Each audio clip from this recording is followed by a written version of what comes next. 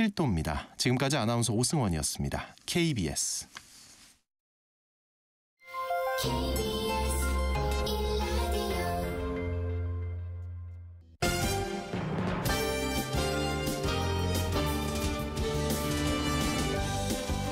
KBS 1라디오 오늘 세계는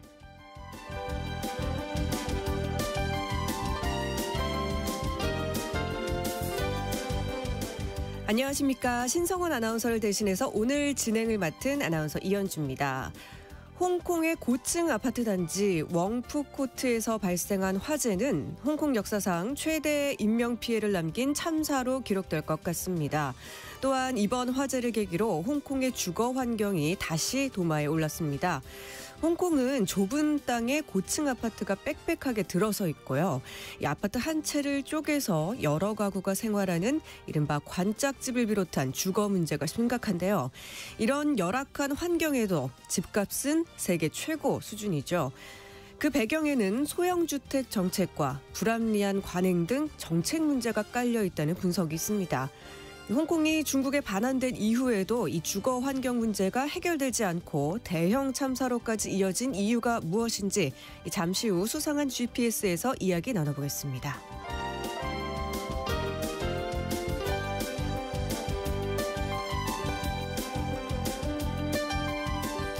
오늘 주목할 국제사회 뉴스 헤드라인 뉴스와 키워드로 정리해드립니다. 통신원 취재 수첩에서는 싱가포르 소식 준비하고 있는데요. 싱가포르에는 페라나칸이라는 독특한 문화가 있습니다. 페라나칸은 원래 중국인과 말레이인 혼혈을 뜻하는 말로 알록달록한 건축물, 카야토스트 같은 음식도 페라나칸 문화에 속하는데요. 최근 정부의 보존 정책과 젊은 세대의 SNS 열풍이 맞물리면서 이 페라나칸 문화가 다시 주목받고 있다고 합니다. 자세한 내용 잠시 후 통신원 연결해서 알아보겠습니다. 11월 28일 금요일 KBS 1라디오 오늘 세계는 시작합니다.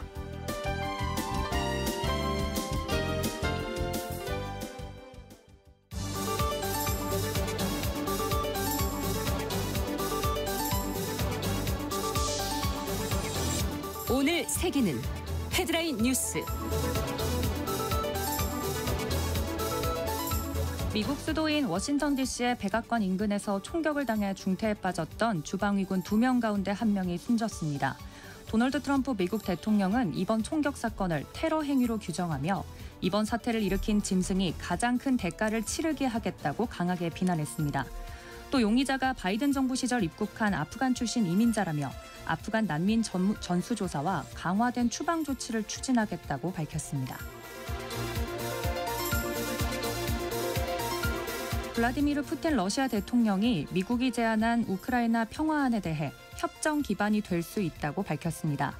다만 크림반도와 돈바스 영토 인정이 핵심이라며 우크라이나군 철군 없이는 전쟁 종결이 불가능하다고 조건을 제시했습니다. 푸틴 대통령은 미국 대표단의 모스크바 방문을 예고하며 향후 미러 직접 협상 개시 여부가 주목되고 있습니다.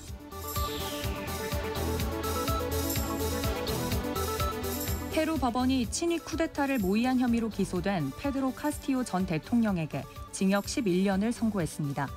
카스티오 전 대통령은 여소야대 국면에서 의회가 2022년 12월 자신을 향해 세 번째 탄핵소추안을 추진하자 이를 막기 위해 의회 해산을 선포하고 비상정부 수립을 발표했으나 결국 탄핵소추안이 가결돼 임기를 3년 남겨두고 대통령직에서 물러난 바 있습니다. 파면 직후 카스티오 전 대통령은 의회 해산 시도와 관련해 내란 및 내란 모의 혐의로 체포돼 구속 상태에서 재판을 받아왔습니다. 이번 판결로 현재 페루에는 카스티오와 마르틴 비스카라, 알레한드로 톨레도, 오얀타 우말라 등 4명의 전직 대통령이 수감돼 있습니다.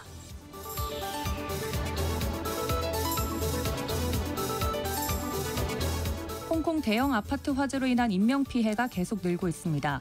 홍콩 소방당국은 현지 시각 오늘 0시 기준 사망자는 83명, 부상자는 소방관 11명을 포함한 76명으로 잠정 집계됐다고 밝혔습니다. 소방당국은 현재 발생 27시간 만에 진화를 완료했지만 당국 관리 부실에 대한 비판은 커지고 있습니다.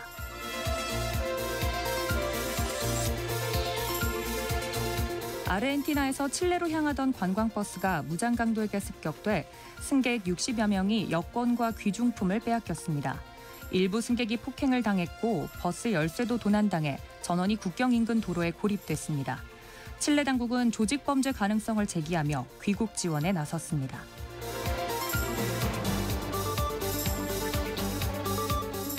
네, 오늘의 헤드라인 뉴스 웨싱캐스터 도지은 씨가 전해주셨습니다. 이번에는 키워드로 정리한 국제사회 소식 살펴보겠습니다. 오늘의 첫 번째 키워드입니다.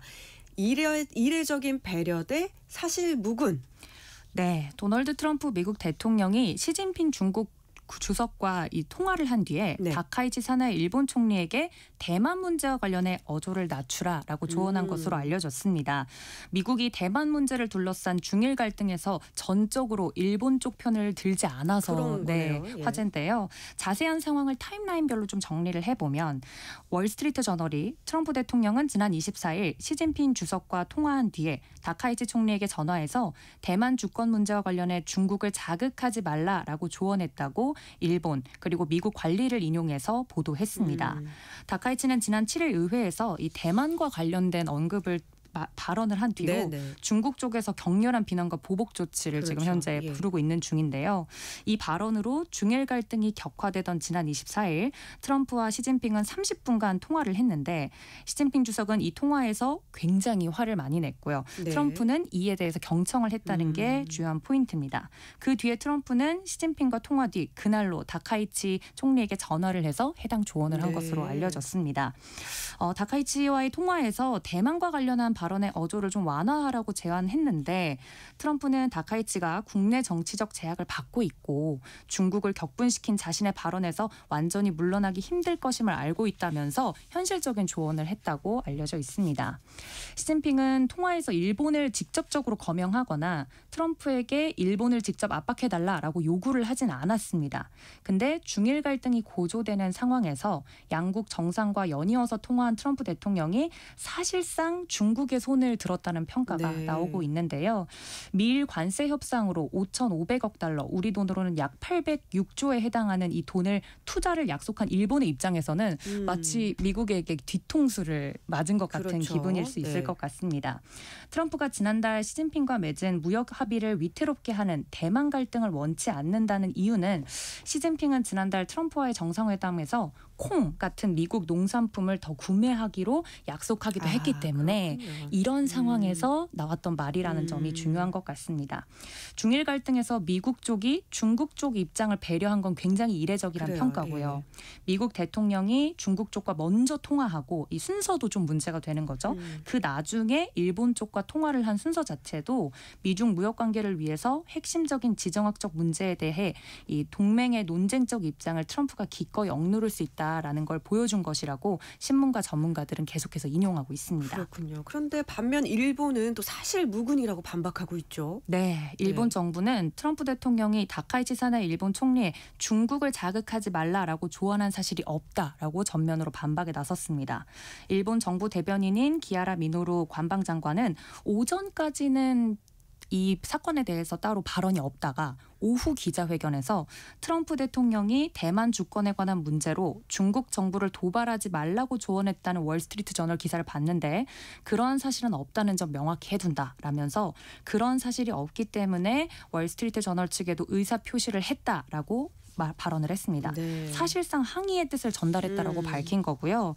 미일 전화회담에서 양국이 폭넓은 의견 교환을 했다는 이야기와 함께 트럼프 대통령으로부터 미중 정상회담을 포함한 최근 상황에 대한 설명이 있었다는 내용만 반복해서 설명을 했습니다. 근데 일본 내에서는 이런 관방장관의 정확한 해명에도 트럼프 대통령이 어떤 형태로든 다카이치 총리에게 중국과의 갈등 완화를 주문한 거는 기정사실로 받아들이고 있는 분위기입니다. 어쨌든 뭐 미국과 일본과의 관계에도 좀 변화의 분위기가 느껴지는 것 같습니다. 네. 다음 키워드입니다. 지갑을 열어볼까? 네. 미국 최대 소비 이벤트 블랙 프라이데이가 시작이 되면서 우리나라에서도 요즘에 이거 많이 하잖아요. 맞습니다. 그렇죠? 여기저기 가면 블랙 프라이데이라는 단어를 맞아요. 많이 보실 수 있을 이제 텐데요. 우리나라에서도 익숙해진 것 같아요. 맞습니다. 그래서 미국의 이 소비 심리가 다시 주목을 받고 있습니다. 추수감사절부터 12월 1일인 사이버 먼데이까지 약 닷새 동안 1억 8,690만 명이 쇼핑에 나설 전망인데요. 이 역대 사상 최대 기록이라고 합니다. 전미 소매협회는 올해 연말 쇼핑 지출이 1조 달러, 그러니까 우리 돈으로 1,470조 원에 이를 것으로 추정이 됩니다. 추수감사절 다음 날인 금요일부터 성탄절, 새해까지가 미국 최대 소비 시즌이거든요. 네. 마트 등 소매업체는 1년치 물건을 이때 재고떨이를 하고요. 네. 미국인들은 그동안 닫았던 지갑을 열어서 펑펑 쓰는 날이기도 합니다. 그래서 이 단어의 기원을 좀 찾아보니까 네. 미국 소매업체들이 적자에서 흑자로 전환되는 시기라 해서 블랙 프라이데이다라고 네. 이야기를 하고 있는데 소매업체 연간 이익의 3분의 1이 달려있는 핵심 시즌이기 때문에 월마트, 아마존, 타깃, 메이시스 등 최대 60% 할인을 하는 등 판촉 경쟁에 나서고 있습니다. 근데 분위기가 예전 같지는 않다는 우려의 목소리도 일각에선 나오고 있는데요. 트럼프 행정부의 관세 강화로 수입 원가 상승이 이어지면서 올해 미국인의 1인당 평균 명절 지출액이 890달러, 약 우리 돈으로 130만 원 정도고 전년 대비 12달러 감소할 전망입니다. 옷, 가전보다는 식품이나 생활 필수품 중심의 소비가 뚜렷해지고 있고요. 큰 지출은 좀 미루고 지금 좀 힘드니까 꼭 필요한 소비만 하자라는 흐름이 나타나고 있는 것으로 확인이 됐습니다. 그런데 온라인에서는 소비를 더 강하게 하는 것으로 지금 체크가 되고 있는데요. 네. 사이버 먼데이 매출은 142억 달러, 우리 돈으로는 209조 원 규모로 작년보다 6.3% 증가할 것으로 보이고 있습니다. 여기에 좀 부스터를 달아준 걸 이유를 살펴보니까 선구매 후 결제 이런 서비스 그리고 무료 배송 경쟁 등이 큰 역할을 하고 있다고 합니다.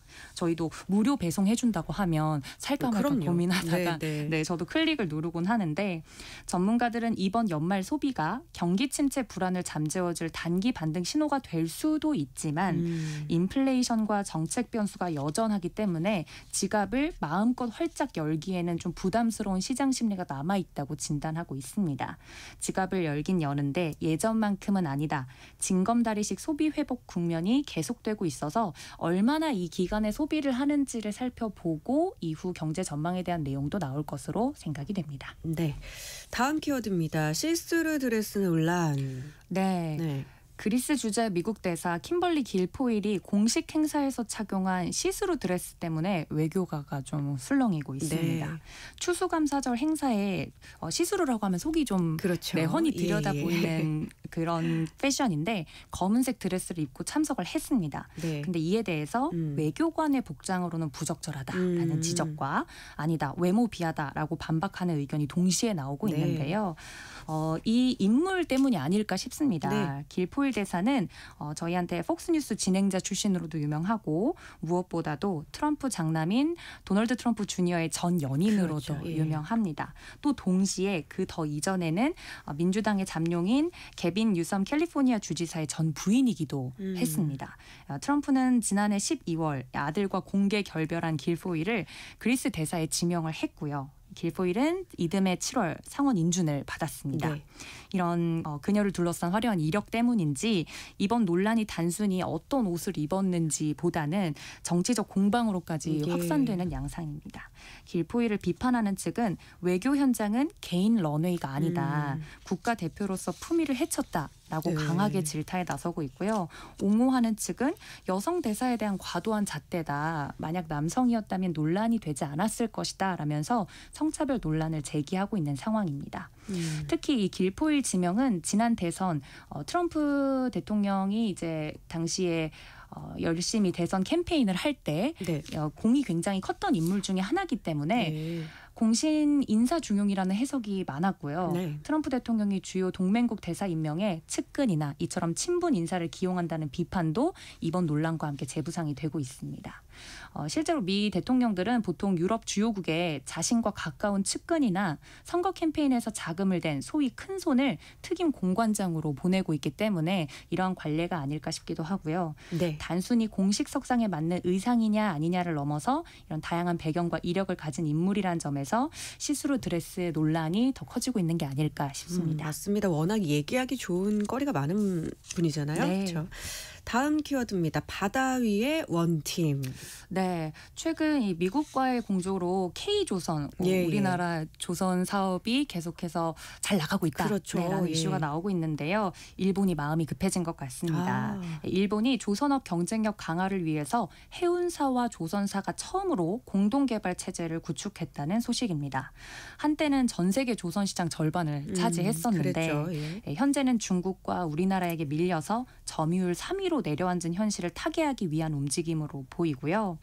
니혼게이자의 신문에 따르면 일본 해운 대기업 3곳, 일본우선, 상선미쓰이 그리고 가와사키선이 조선사인 이마바리 조선과 미쓰비시 중공업이 공동 출자한 선박 설계사 마일스에 자본 참여하기로 결정했습니다. 일본 해운 조선사가 설계부터 발주까지 마치 한 몸처럼 움직이는 건 이번이 처음이라고 하고요. 예. 조선업 생태계 전체를 결집한 전략으로 평가가 되고 있습니다. 향후 차세대 선박 설계 기능을 이 마일스에 집중해서 표준화 모델을 확대하고 다양한 선종을 커버할 수 있도록 효율을 높일 계획이라고 합니다. 그동안 한국과 중국에 맡겨왔던 고부가 가치 LNG 운반선 발주도 다시 일본 조선소 중심으로 회귀시키겠다는 구상을 가지고 있습니다. 일본 정부도 적극적으로 밀어줄 예정인데요. 2035년까지 건조량을 2배로 확대하고 정부 민간이 각각 약 3,500억 엔을 출연해서 총 1조 엔 규모의 투자를 단행할 예정이라고 합니다. 또 공정거래 규제도 완화해서 이마바리 조선의 JMU 자회사화를 승인하는 등 조선업 구조 재편에도 속도를 내고 있습니다. 현재 글로벌 판도는 세계 조선업 점유율이 중국이 54%로 1위, 네. 한국이 그 뒤를 이어서 28% 정도 되고 일본이 12.8%로 3위입니다. 벌써 뭐 2배 이상 차이가 나네요. 우리나라랑도. 맞습니다. 네, 일본이 기존 경쟁력을 되찾기 위해서는 이런 공격적인 산업 정책이 불가피하다는 평가가 나오고 있고요. 미국이 특히 중국을 견제하기 위해서 우리나라 조선 예. 산업 협력을 강화하고 있는데 일본으로서도 동맹 차원의 공급망 재편 흐름에 동참해야 되는 압력이 커지고 있어서 이번 결속은 경제 안보와 기술 자립을 위한 조선업 부활의 신호탄으로 해석되고 있어서 지켜보셔야겠습니다. 그렇군요. 다음 키워드입니다. 조지 오웰의 1984 같다. 요즘 같은 시대 이게 무슨 얘기죠? 그러니까요. 네, 호주 이야기인데요. 네. 호주 정부가 16세 미만 아동 청소년의 SNS 이용을 전면 차단하는 정책을 다음 달부터 시행할 예정입니다. 그래요? 네네. 근데 청소년들과 또 시민단체들이 즉각 반발하면서 헌법소원 성격의 소송전이 본격적으로 시작됐습니다. 비영리단체 디지털 자유 프로젝트는 고등법원에 정책 효력 정지를 요청하면서 청소년에게 보장된 정치적 의사표현의 자유를 박탈한다라고 주장했습니다. 호주에는 지금 약 260만 명의 16세 미만 청소년들이 있는데 모두가 부당한 제한을 받게 된다라는 논리입니다. 당사자인 청소년들도 직접 목소리를 냈는데요. 네. 원고 중에 한 명은 우리는 곧 내일의 유권자인데 사회와 대화할 권리를 빼앗기는 것이다. 마치 조지 오웰의 1984가 떠오를 만큼 무섭다라고 비판했습니다. 그런데 정부는 굉장히 완고한 그래요. 태도를 취하고 네네. 있습니다. 아동 보호가 우선이라는 입장을 굽히지 않고 있는 건데 통신부 장관은 SNS는 아이들에게 중독, 괴롭힘, 성범죄 위험을 키운다라면서 플랫폼보다는 부모 편에 서겠다라고 밝혔습니다. 정책을 흔들려는 이 법적 압박에도 대응하겠다고 강조했고요. 이 법안은 굉장히 센 게 좋아요 여부와 관계없이 16세 미만의 SNS 가입과 접속을 전면 금지하는 내용이기 때문에 굉장히 수위가 셉니다. 세계 최초 수준의 규제라는 평가가 그러게요. 나오고 있어요. 예. 네, 위반 시 플랫폼에는 최대 3,222만 달러, 우리 돈으로는 약 470억 원 정도의 벌금이 부과가 됩니다. 그렇군요. 네, 뭐 유튜브, 틱톡, 인스타그램 등 빅테크 기업들은 기술적 차단 시스템을 마련해야만 하는 상황이고요. 정책 시행일이 12월 10날이기 때문에 네. 표현의 자유를 우려하는 여론과 보호장치 강화를 주장하는 정부가 정면으로 충돌하는 이슈라 네. 과연 이 디지털 주권을 어디까지 인정하면 될지 세계 각국에서 그 기준을 마련하기 위해서라도 이번 사태를 그러게요. 보지 않을까 싶습니다. 차단만이 과연 정답일지도 참 네. 생각이 드네요. 다음 키워드입니다. 칠면조를 먹는 진짜 이유? 네. 추수감사절 얘기인가요? 맞습니다. 미국 추수감사절을 하루 앞두고 제이디 벤스 미국 부통령이 장병들을 격려하는 자리에서 이 한 발언이 화제를 네. 모으고 있는데요. 여기 솔직히 칠면조 정말 좋아하는 사람 있냐 한번 손 들어봐라 라고 했는데 손을 든 사람들에게 지금 손 든 사람들은 거짓말쟁이다 라면서 장난스럽게 발언을 했습니다. 네. 미국 전통 명절 음식인 칠면조를 두고 부통령이 공개적으로 맛없다고 이 팩트 폭격을 날린 그래요. 건데요. 실제로 칠면조는 저도 아쉽게도 먹어보지는 저도요. 네, 못했습니다. 뭐 코멘트를 달 수가 없네요. 네, 어떤 맛인지. 네. 설명에 의하면 닭고기에 비해서 퍽퍽하고 기름기가 적어서 많은 미국인들이 선호하지는 않는 편이라고 그래요? 합니다. 네. 근데 그래서 이 추수감사절만 되면 스터핑이라고 안에 속 재료를 뭐 빵이나 야채 같은 걸 열심히 넣거나 그레이비나 크랜베리 소스 등 각종 양념을 동원해서 그 맛을 보완하려고 하는 문화가 발달해 있다고 해요. 벤스 부통령도 우리는 이 거대한 조류를 맛있게 만들기 위해서 참 별의별 노력을 다한다라면서 네. 웃으면서 설명을 했습니다.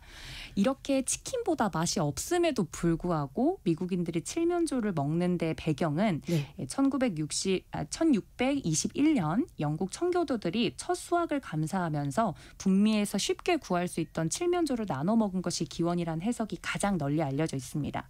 부족한 식량 속에서도 불구하고 공동체가 함께 살아남은 데 감사하는 의미가 지금까지 이어져 오고 있는 거고요. 네. 이 때문에 미국이 초강대국이 된 지금도 추수감사절만큼은 조상들의 생존과 감사라는 이 역사적 상징을 되새기면서 칠면조를 먹고 있다라고 알려져 있습니다. 벤스 부통령도 추수감사절의 핵심은 감사하는 마음을 갖는 거다. 네. 맛보다는 전통의 의미가 더 중요하다라는 점을 강조했습니다. 미국인들에게 칠면조는 맛으로는 치킨보다는 덜할지 몰라도 그 상징성만큼은 누구도 대신할 수 없는 특별한 음식이라 계속 식탁에 오르는 게 아닐까 싶습니다. 맞아요. 미드 같은 데 보면 항상 나오잖아요. 그렇죠? 다음 마지막 키워드입니다. 한 사람을 위한 야간 당직. 네, 덴마크 정부가 트럼프 대통령의 야간 행보를 감시하기 위해서 야간 당직을 외교부에 신설해서 화제입니다. 오후 5시부터 다음 날 오전 7시까지 정부 업무 공백 시간에 트럼프 대통령의 발언과 정책 변화를 실시간으로 체크하는 전담 인력이 상시 배치돼서 이슈인데요. 네. 이 당직팀은 트럼프 대통령의 SNS 게시물이나 해외 회담 발언이나 정책 지시 등 밤사이에 일어난 주요 내용을 분석해서 정부 부처에 즉시 보고하는 게 일이라고 합니다. 덴마크는 예상하지 못한 이 미국 정책 변화에 빨리 대응해야 되는 상황에 놓여 있는데 그 배경에는 그린란드 문제가 있습니다. 이 트럼프 대통령은 그린란드가 전략 요충지이자 희토류 등 자원이 풍부한 땅이라면서 미국 안보에 반드시 필요하고 이어서 병합 가능성도 있다라는 발언까지 공개적으로 이어왔습니다. 덴마크는 여기에 강하게 반발하면서 군사적 외교적 대응을 강화해 왔고요. 덴마크 입장에서는 미국이 직접 압박이 국가 주권과 안보를 위협할 수 있는 민감한 사안이라 이러한 야간 당직도 신설한 게 아닐까 싶습니다. 그래서 결국 야간까지 트럼프 대통령의 변수를 감시해야 되는 만큼 국제사회는 아직도 트럼프 대통령 한마디도 계속 촉각을 곤두세우고 있다는 점에서 해당 이슈가 화제가 된 게 아닐까 싶습니다. 지금까지 외신 캐스터 도지은 씨와 함께했습니다. 고맙습니다. 감사합니다. 네. KBS 라디오 오늘 세계는 1부 여기서 마무리하겠습니다. 11시 30분부터는 해당 지역 방송 보내드리는 곳도 있습니다. Until I Found You, 스티븐 산체스의 음악 듣겠습니다.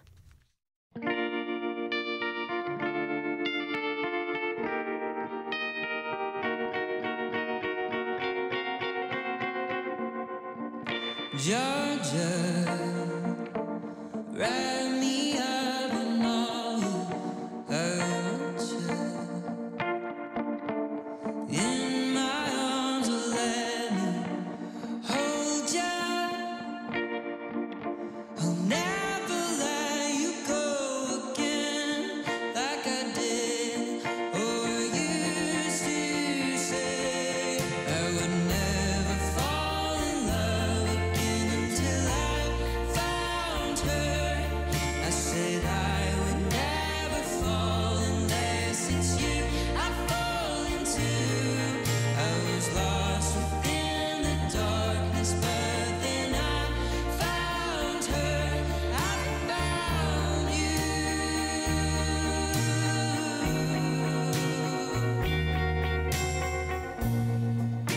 Georgia pulled me in. I asked to love her.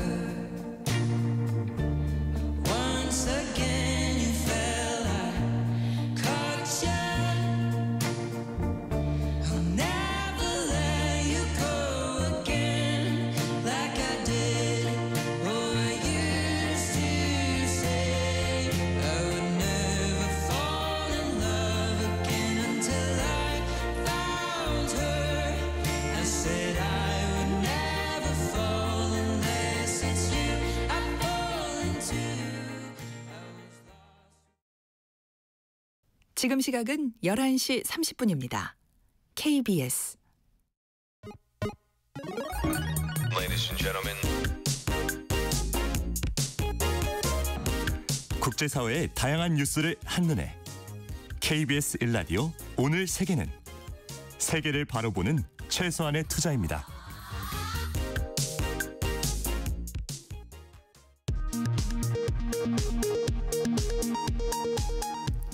이 시각 라디오 정보센터 뉴스입니다. 비상계엄 해제 표결을 방해한 혐의를 받는 추경호 국민의힘 전 원내대표에 대한 체포동의안이 어제 국민의힘 의원들이 퇴장한 가운데 국회를 통과했습니다. 추 전 원내대표 구속 여부는 다음 주에 열릴 법원 영장 실질 심사를 통해 결정될 예정입니다. 국회 패스트트랙 충돌 사건으로 1심에서 벌금형을 선고받은 나경원 국민의힘 의원 등 26명에 대해 검찰이 항소를 포기했습니다. 지난달 생산지표가 5년 8개월 만에 가장 큰 폭으로 나빠졌습니다. 국가데이터처는 10월 전체 산업 생산이 2.5% 줄었다고 발표했습니다. 지난 2020년 2월 이후 최대 감소폭입니다. 10월까지 법인세 세수가 지난해보다 38%가량 늘어나 22조 2천억 원 더 거쳤다고 기획재정부가 발표했습니다. 지난해와 올해 상반기 기업 실적이 개선된 영향입니다. 환율 방어를 위해 해외 주식의 양도소득세를 더 물릴 가능성이 있다는 일부 언론 보도에 정부가 검토한 바 없다고 밝혔습니다. 홍콩 고층 아파트 단지 화재 사망자가 90여 명으로 늘었습니다. 불길이 잡혔다가도 다시 살아나 진화와 실종자 수색 작업이 어려움을 겪고 있습니다. 지금까지 라디오 정보센터 뉴스 정원나였습니다.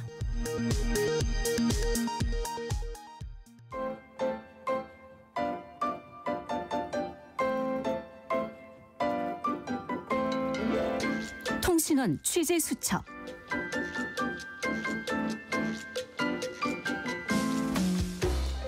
통신원 취재 수첩 오늘은 싱가포르로 가봅니다. 최성숙 통신원 연결돼 있는데요. 안녕하세요. 안녕하세요. 싱가포르입니다. 네, 반갑습니다. 최근 싱가포르에서 페라나칸 문화라는 게 주목받고 있다는데 어떤 문화인가요? 네, 페라나카는요, 원래 중국인과 말레이인의 혼혈을 뜻하는 말인데요. 싱가포르와 말레이시아에서 독자적인 문화와 생활 방식을 형성한 사람들을 가리킵니다. 남자는 바바, 그리고 여자는 노냐라고 부르는데요. 이들은 음식이나 의상, 건축 등에서 전통과 독특한 미감을 보여주는 것으로 유명합니다. 네. 대표적인 것이 파스텔 톤부터 분홍과 연두빛의 과감한 보색 조합으로 꾸며진 페라나칸식 주택입니다. 이 가옥 한 채에 여러 나라의 문화가 결합되어 있는데요. 중국식 유약 타일에 일일이 꽃무늬를 새겨 붙인 화사한 외벽이라든가 지중해식의 둥근 창틀과 천막 밑에 뾰족한 장식 등은 정교한 페라나칸의 가옥의 특징입니다. 최근 이 페라나칸 문화가 다시 조명되고 있는데요. 가장 큰 이유가 싱가포르 정부가 최근 문화적 다양성 보존을 국가 브랜드의 핵심 전략으로 강조하고 있기 때문이에요. 네. 싱가포르는 올해 들어서 전통 문화지구 개발, 문화유산 교육 확대, 젊은 예술가와 소상공인의 지원 프로그램 등을 발표를 했습니다. 그 안에서 페라나칸 문화가 싱가포르만의 독자적인 정체성을 보여주는 대표적인 사례로 꼽히고 있습니다. 그렇군요. 이런 뭐 페라나칸 문화 때문에 그 관광객들도 싱가포르 많이 매력을 느끼는 것 같은데요. 싱가포르 정부에서는 이 페라나칸 문화 보존을 위해서 어떤 노력들을 하고 있을까요? 네. 최근에 관광 회복세가 강해지고 있습니다. 예. 그래서 싱가포르만의 독특한 경험을 찾는 외국 관광객들이 늘었고요. 이 흐름 속에서 페라나칸의 건축, 음식, 패션이 새로운 관광 상품으로 다시 인기를 얻고 있어요. 정부나 관광산업, MZ세대의 관심이 맞물리면서 페라나칸 문화가 단순한 전통유산을 넘어서 생활 속의 트렌드로 재부상하고 있습니다. 네. 정부는 문화유산 지구 보존 강화에 나섰고요. 싱가포르 정부가 작년 말부터 싱가포르의 지역 이름 그 갓동 그리고 주체시라고 하는 네. 곳의 일대의 전통 페라나칸 숍하우스 보수와 개선 프로젝트에 예산을 추가 투입을 했습니다. 그래서 건물 외관 색채라든가 전통 타일, 목재 장식 등을 원형 그대로 살려서 복원하는 데 주력하고 있는데요. 또한 창작 예술 프로젝트를 적극적으로 지원을 해주고 있습니다. 젊은 예술가와 그 디자이너들이 페라나칸 자수와 타일 문양을 현대적으로 재해석한 패션, 일러스트, 공예 프로젝트가 선보고 있고요. 정부가 크리에이터 그란트, 보조금을 통해서 이런 시도를 적극 지원을 하고 있습니다. 그러니까 보존과 동시에 현대 활용을 확대하는 이중 전략이 핵심입니다. 그렇군요. 그렇다면 그 싱가포르인들은 일상 속에서 이 페라나칸 문화를 어떻게 체감하고 있을까요? 우선 음식인데요. 네. 싱가포르 곳곳에 그 여자를 가리키는 페라나칸 사람 노냐 요리를 전문으로 하는 카페와 레스토랑이 늘고 있습니다. 앞서 말씀드린 것처럼 노냐라고 하는 것은 여성 페라나칸을 지칭한다고 말씀드렸는데요. 네네. 이들의 가정식 요리가 오늘날 노냐 요리로 발달하게 된 겁니다. 페라나칸식 카야 토스트 그리고 네. 노냐 케이크인 꿀리가 대표적이고요. 노냐 요리에는 특히 중국의 조미료와 고추나 코코넛 액 같은 현지 향료를 함께 넣어서 요리하는 것도 많습니다. 그리고 패션과 공예 시장도 성장하고 있는데요. 젊은 디자이너가 운영하는 소규모 브랜드에서는 페라나칸 자수 문양을 넣은 가방이라든가 스카프, 핸드폰 케이스 등 현대적인 제품들이 인기를 얻고 있고요. 특히 갓동 거리 일대는 걷는 것만으로도 화려한 그 숍하우스와 타일 패턴 전통 과자 가게, 옛 가옥 박물관을 동시에 만날 수 있어서 싱가포르 사람들뿐만 아니라 관광객에게도 문화 산책 코스로 자리 잡고 있습니다. 네, 그렇군요.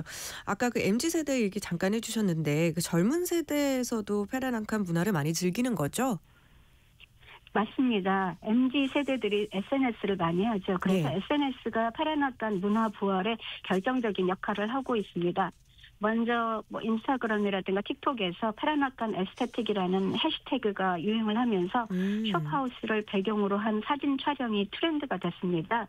최근에는 MZ세대 크리에이터들이 페라나칸 전통 요리를 현대적으로 재해석을 해서 레시피 콘텐츠를 올리고 큰 호응을 얻고 있고요. 예를 들면 전통 노냐 케이크의 현대적인 색 조합과 플레이트 스타일을 적용을 해서 영상이 수십만 회의 조회수를 기록하기도 했습니다. 그리고 조부모로부터 물려받은 페라나칸 유산, 예를 들면 오래된 타일이나 자수 장식 등을 소개를 하면서 본인들의 정체성 찾기라는 문화적인 흐름도 나타나고 있습니다. 네. 이 문화가 그 연구나 기록 측면에서도 다뤄지고 있다고요? 그렇습니다. 싱가포르에서는 페라나칸 문화를 단순 체험이나 관광용으로만 남기지 않고 기록과 연구도 활발히 진행하고 있습니다. 국립 페라나칸 박물관과 국립유산위원회에서는 전통 의상, 가구, 공예품 등 다양한 유물을 수집을 해서 보존하고 있고요. 일부는 디지털 자료로도 관리를 하고 있습니다. 이 자료들은 전시를 할 뿐만 아니라 연구 목적으로 활용이 되고 있고 박물관이나 협력하는 학자 그리고 학생들이 접근할 수 있게 되어 있습니다. 그리고 일부 대학과 연구기관에서는 페란악단의 역사, 생활문화, 사회구조 등을 주제로 연구와 출판을 진행하기도 합니다. 그러니까 페란악단 문화는 단순한 전통 유산이 아니고 기록이나 연구를 통해서 세대와 국경을 넘어 계속 배우고 남길 수 있는 문화로 자리 잡고 있습니다. 그렇군요. 네, 오늘도 고맙습니다. 지금까지 싱가포르 최성숙 통신원이었습니다. 고맙습니다. 싱가포르였습니다. 감사합니다. 네.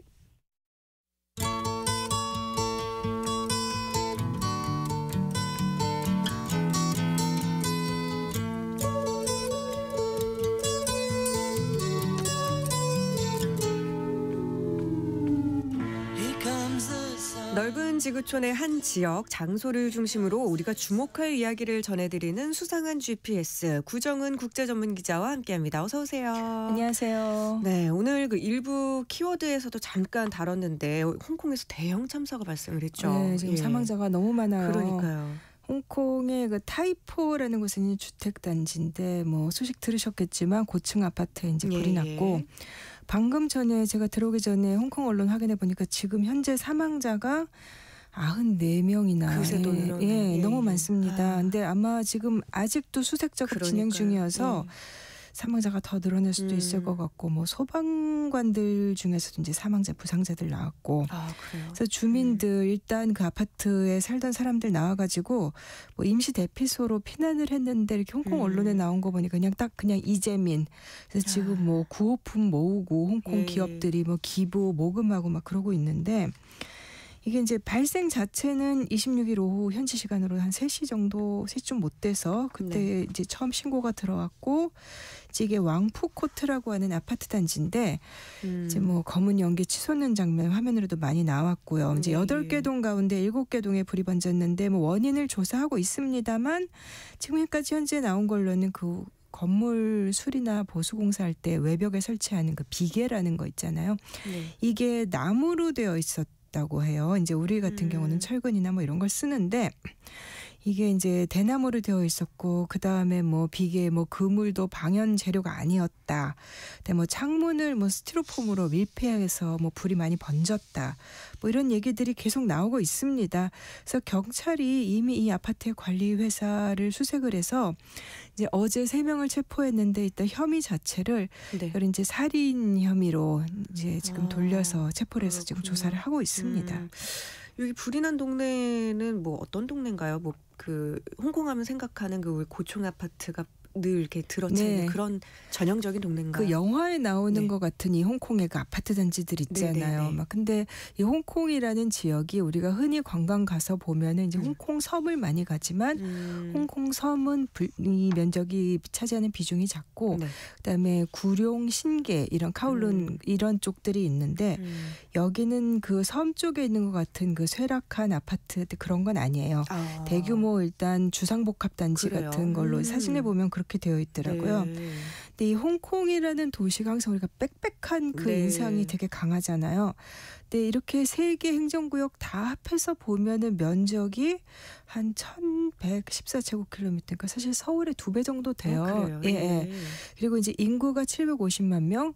근데 그러면 왜 그렇게 밀도가 높으냐? 이게 사실 이 지역에 산지가 많고 그다음에 매립지가 많고 그래서 주거 지역이 적다고 하는데 그러니까 이번에 이렇게 최악 화재가 난 거 뭐 진짜 좀 슬픈 일입니다만 사실 이런 대형 화재는 홍콩에서 아주 이례적인 겁니다. 이번이 최대 참사였고 근데 그렇지만 이렇게 단번에 이렇게 많은 이들 희생되는 참사가 아니더라도 화재 사망자를 보니까 작년에도 33명, 재작년에도 31명 계속 있기는 있어요. 그래서 주거 환경 문제 이게 이번에도 뭐 당연히 다시 도마에 오를 수밖에 없는데 이제 공간 제약 때문에 홍콩은 대부분의 주택이 사실 뭐 다 아파트죠. 거의 다 아파트고 그래서 홍콩의 주택 저렇게 고밀도인 이유가 항상 논쟁거리예요. 이제 외국인들도 가서 보고 어떻게 사느냐 이게 왜 그런가 항상 그러고 근데 홍콩의 주택 제도가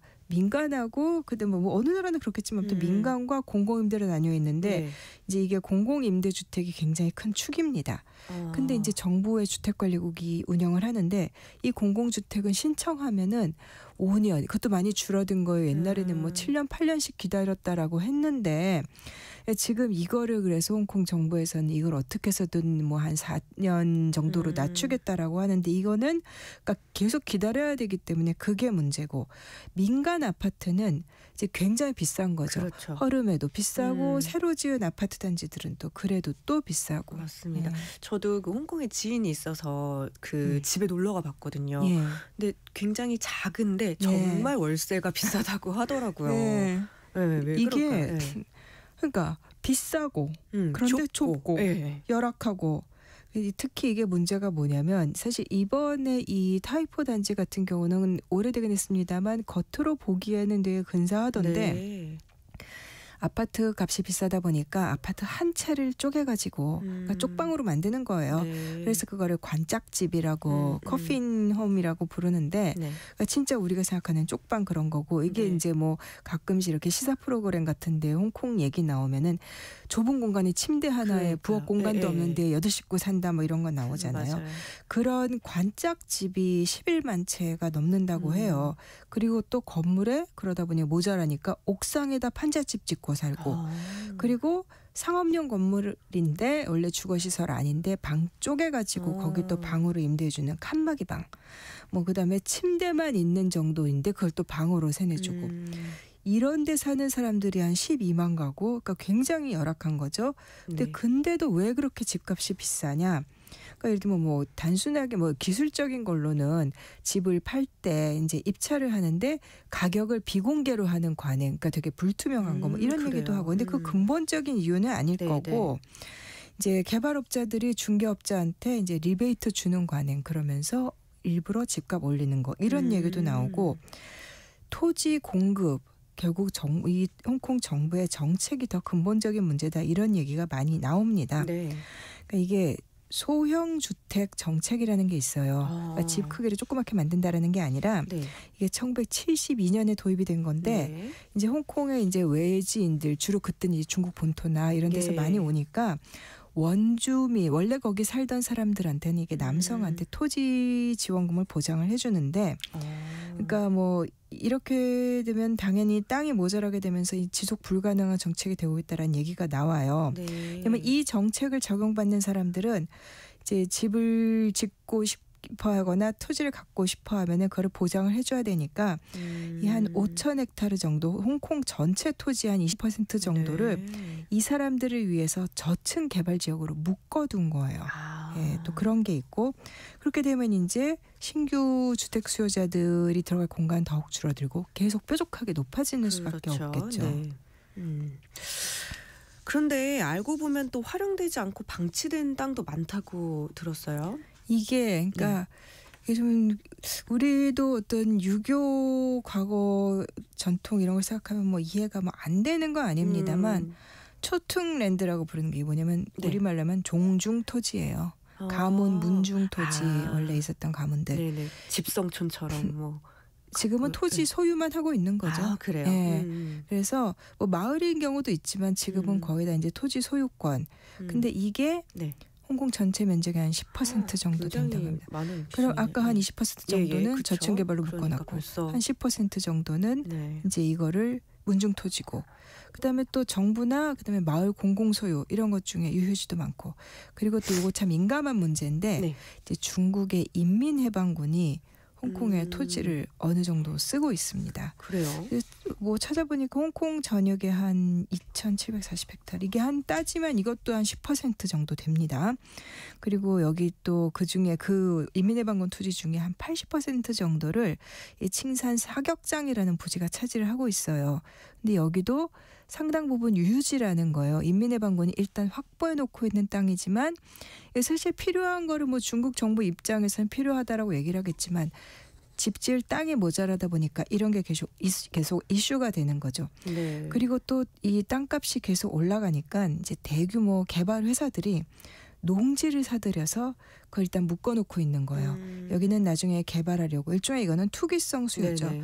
그러니까 이런 것들이 겹치다 보면은 실제로 사람들의 거주 공간이 줄어들었다. 뭐 이런 비판인 거죠. 근데 뭐 이런 문제가 뭐 어제 오늘 일은 아니었을 것 같은데 홍콩 당국은 뭐 개선할 의지가 없는 건가요? 개선을 한다고 말로는 네. 늘 그러죠. 근데 실제로는 당국이 이 집값을 낮추려는 의지가 없는 게 아니냐. 오히려 이거 높게 유지하려는 거 아니냐. 이런 말이 나오는 게 네. 홍콩 정부 수입의 상당 부분이 토지 관련 인지세예요. 이게 거래 가격을 기반으로 세금을 매기는 거니까 네. 당연히 값이 높아질수록 정부 수입이 늘어나고 물론 뭐 그것 때문에 주민들이 못 살겠다고 아우성인데 방치하느냐 뭐 이거 알 수는 없습니다만 네네. 어쨌든 최근 몇 년 사이에 이 주택과 관련된 세수가 홍콩 전체 정부 수입의 한 30-40%를 차지해요. 그러니까 굉장히 큰 부분인 건 맞습니다. 네. 근데 이런 토지로 얻은 이제 관련된 수입은 네. 법적으로 딴 데 못 쓰게 일단 해놨어요.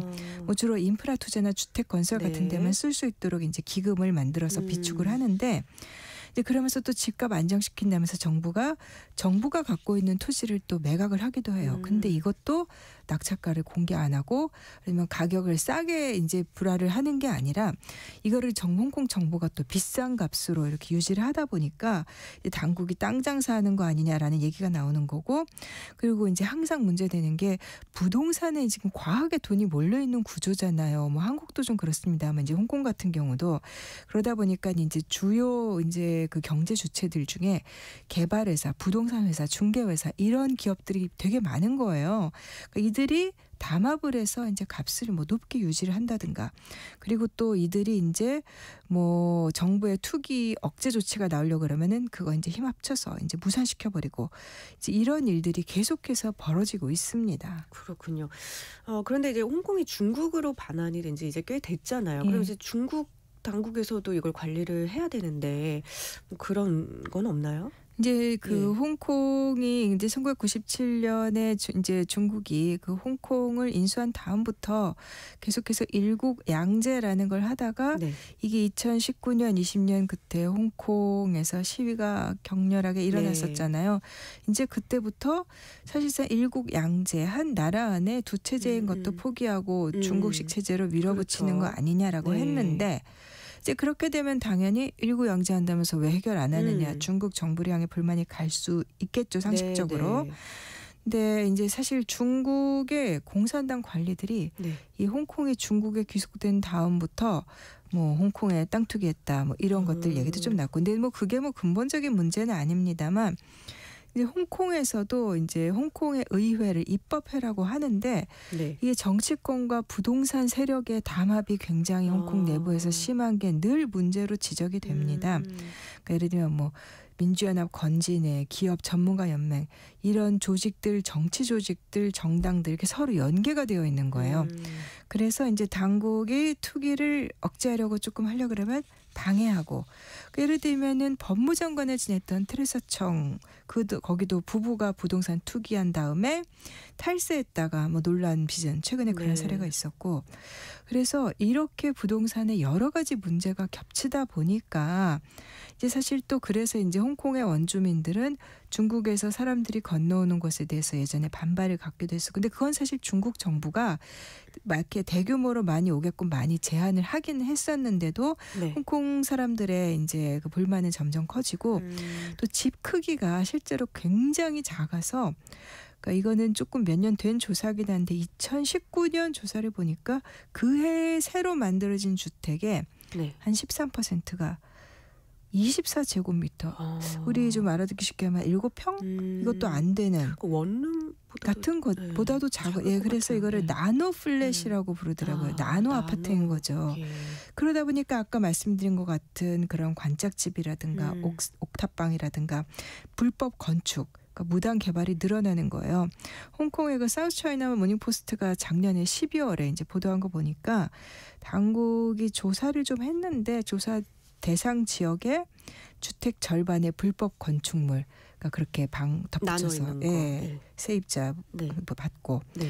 그래서 홍콩 전체 주거용 건물의 한 25%가 불법 개조된 걸로 세입자 더 받으려고 추가 공간 만든 걸로 그렇게 개조된 것으로 추정이 됩니다.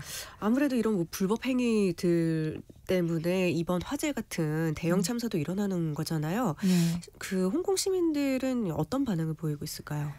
일단 주거 문제가 이제 홍콩의 정치적인 불안을 일으키는 근본 원인이다라는 지적이 있어요. 네. 그러니까 예를 들면 아까 말씀드린 2019년, 2020년에 이제 홍콩 시위 같은 것도 당시에 이제 민주주의를 요구하는 시위였는데 아이러니하지만 중국 언론들이 오히려 이거를 방향을 바꾸려고 네. 민주주의 요구가 아니라 이거는 집값 때문에 일어난 경제적인 요구다 이렇게 해석하려는 좀 그런 움직임을 보이긴 했습니다만 그것도 뭐 아주 틀린 말은 아니죠. 사실 경제적인 불만이 늘 밑에 이제 바닥에 깔려 있죠. 네. 홍콩 입법회 선거가 12월에 있어서 아까 뭐 정치적 문제 얘기하셨지만 선거에도 영향을 미칠 것 같은데 분위기는 어떤가요? 지금 분위기는 일단 뭐 입법회 선거가 12월 7일입니다. 얼마 안 남았죠. 그 선거를 코앞에 두고 지금 이런 일이 벌어졌는데 이게 지금 홍콩의 지금 행정수반 리카추 이제 존 리 행정장관이 이거 얼마 전에 정책 연설을 하면서도 뭐 일국 양제의 신속한 구현 막 이런 거 애국적 교육 이런 거를 강조했어요. 이제 그러면서 이제 안정되게 가져가려고 친 베이징 분위기로 이제 계속해서 이번 입법회 선거에서도 어쨌든 그런 식으로 가기는 갈 겁니다. 이거는 사실 정말 답정너예요. 지금 홍콩의 이거 선거는 이제 홍콩의 정치적인 자유는 사실 2020년 시위가 진압된 다음에 거의 사라졌었고 그리고 그 다음부터 2021년부터 치러진 입법회 선거에서는 아예 못을 박아놨습니다. 애국자만 출마 가능. 그 애국자라는 애국자라는 정의가. 게 이제 중국의 정부에 이제 반기를 든 사람들은 안 되고 그래서 지금 이제 야권은 거의 다 정당들도 해산되고 이런 상태여서 선거 결과는 이거는 뭐 안 까봐도 아는 그런 거지만 어쨌든 지금 중국 정부는 굉장히 그 긴장을 하고 있습니다. 그래서 시진핑 주석이 당일날 바로 사망자들 애도하고 뭐 총력을 기울이겠다라고 했는데 일단 공공안전 시스템의 허점이 그대로 드러난 거고 벌써 어제 보도 다르고 오늘 보도 다른 게 오늘부터는 주민들이 분노를 표출하고 있다 이런 얘기 나오고 선거 참여율이 더 낮아지거나 정서적인 반감이 더 커질 수 있을 것 같습니다. 그렇겠군요. 참 이것 때문에 또 뭐 우리나라에서도 뭐 그 음악 축제가 마마 축제 뭐 예정대로 되느냐. 하지만 뭐 애도를 먼저 표하고 그러니까요. 참 문제가 큰 것 같습니다. 홍콩에서 발생한 화재 참사와 홍콩 주거 환경 문제에 대해서 오늘 이야기 나눠봤습니다. 수상한 GPS 오늘도 구정은 국제전문 기자와 함께했습니다. 고맙습니다. 감사합니다. 네, KBS 1라디오 오늘 세계는 마치겠습니다. 다음 주 월요일에는 신성원 아나운서가 다시 찾아옵니다. 오늘 함께한 저는 아나운서 이현주였습니다. 고맙습니다.